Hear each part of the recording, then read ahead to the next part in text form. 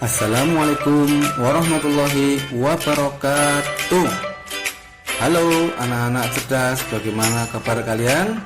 Berjumpa lagi dengan channel ini. Pada pertemuan ini kita akan belajar tema 3, subtema 2, pembelajaran 3 sampai pembelajaran 4. Bacalah teks eksplanasi berikut dengan teliti. Si paralel penyelamat jalan.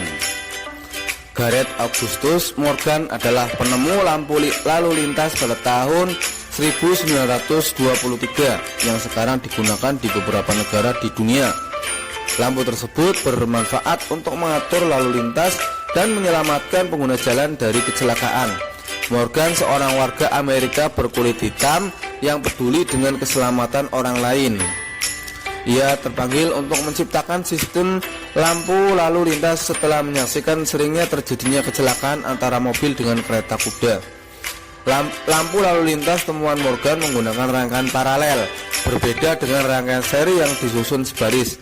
Rangkaian paralel adalah rangkaian listrik yang disusun berderet, di mana masing-masing lampu memiliki rangkaian tersendiri yang terhubung kepada sumber energi.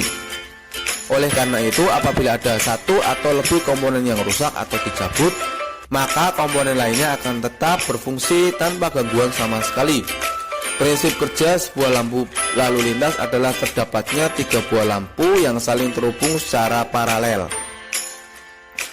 Sebelumnya kita telah belajar tentang manfaat dari penemuan lampu lalu lintas. Apakah kamu masih ingat? Tentu aku masih ingat. Apakah kamu tahu cara kerja lampu lalu lintas? Ayo kita membuat lampu lalu lintas sederhana secara berkelompok. Nanti anak-anak coba membuat lampu lalu lintas di rumah ya, seperti pada gambar ini. Ya, ini alat dan bahan yang dibutuhkan. Ini ada tempat lampu, ada bola lampu, ada kabel, ada saklar, ada baterai, masing-masing 3 buah ya. Kemudian ada box sepatu, terus ada plastik warna merah, kuning, hijau, agar nanti warna lampunya merah, kuning, hijau. Ini bahan-bahannya yang perlu dipersiapkan. Kemudian alatnya gunting kecil, isolasi plastik. Langkah kerja, siapkan kardus, biarkan bagian belakang terbuka. Buat 3 lubang berbentuk lingkaran. Buat sekat pembatas antara setiap lubang, akan terdapat 2 sekat. Tutup lubang menggunakan kertas warna merah, kuning, dan hijau. Buat rangkaian listrik paralel menggunakan 3 buah lampu. Setiap lampu akan berada pada sekat di setiap satu lubang. Pastikan rangkaian telah bekerja baik. Lampu telah menyala.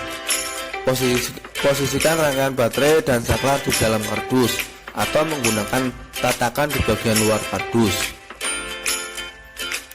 Membuat lampu lalu lintas tadi ya.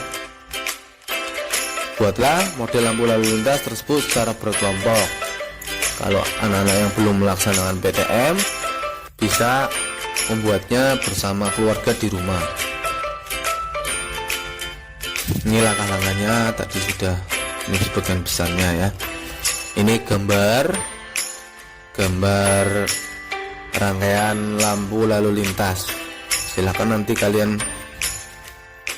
membuat di rumah untuk lebih memahami rangkaian lampu paralel. Pada pertemuan sebelumnya kamu telah belajar tentang penemuan jam. Salah satu manfaat dari penemuan jam adalah membantu kita disiplin terhadap waktu. Bagaimana dengan kamu? Apakah kamu sudah disiplin waktu? Kalian harus mempunyai disiplin waktu, harus mengatur waktu dengan baik.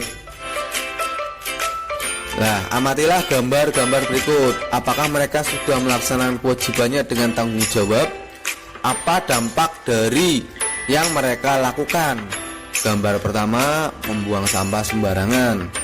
Gambar kedua, itu belajar dengan malas, nulis saja sambil tiduran, seperti itu. Gambar yang ketiga, mereka bersemangat bekerja kelompok mengerjakan tugas ya.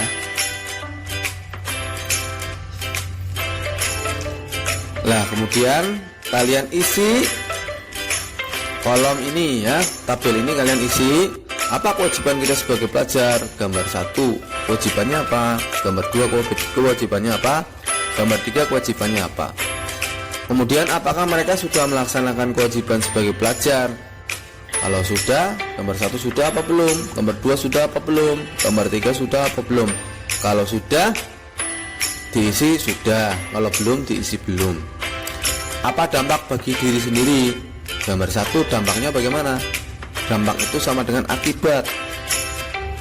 Apa yang akibat akan dialami untuk diri sendiri kalau melakukan gambar 1, gambar 2, gambar 3. Kemudian yang keempat, apa dampak dari tindakan yang mereka lakukan bagi lingkungan? Gambar 1 dampaknya apa, gambar 2 dampaknya apa, gambar 3 dampaknya apa. Kalimat efektif tersusun secara sistematis dan mudah dipahami.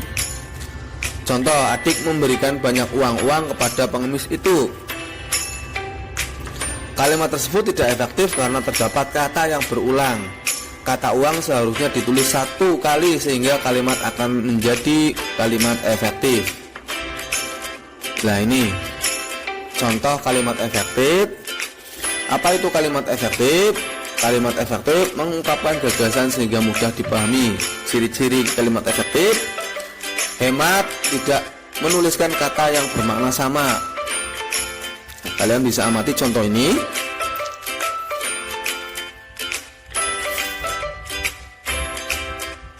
Para tamu-tamu duduk di kursi. Nah, ini harusnya tamu-tamu duduk di kursi saja cukup, atau para tamu duduk di kursi. Jadi tidak usah double-double ya. Kata para menunjukkan banyak dan tamu-tamu juga menunjukkan tamu yang banyak. Kita dapat menghilangkan salah satu saja. Mengidentifikasi kalimat efektif dari teks ilmiah.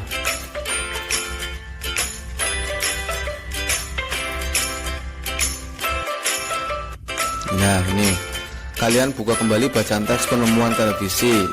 Kalimat tidak efektif apa yang kalian temukan? Kalimat tidak efektif yang kalian temukan adalah sebagai berikut. Televisi adalah merupakan salah satu kebutuhan penting bagi umat manusia sekarang ini. Karena kesehatannya yang buruk, maka dia tidak dapat ikut dalam Perang Dunia I. Jika diubah ke kalimat efektif menjadi berikut. Televisi merupakan salah satu kebutuhan penting bagi umat manusia sekarang ini. Dan yang kedua, karena kesehatannya yang buruk, dia tidak dapat ikut dalam Perang Dunia I. Itulah anak-anak kegiatan belajar hari ini. Mudah-mudahan dapat bermanfaat. Tetap semangat belajar, patuhi protokol kesehatan. Semoga anak-anak menjadi anak-anak yang pintar sebagai generasi penerus bangsa. Wassalamualaikum warahmatullahi wabarakatuh.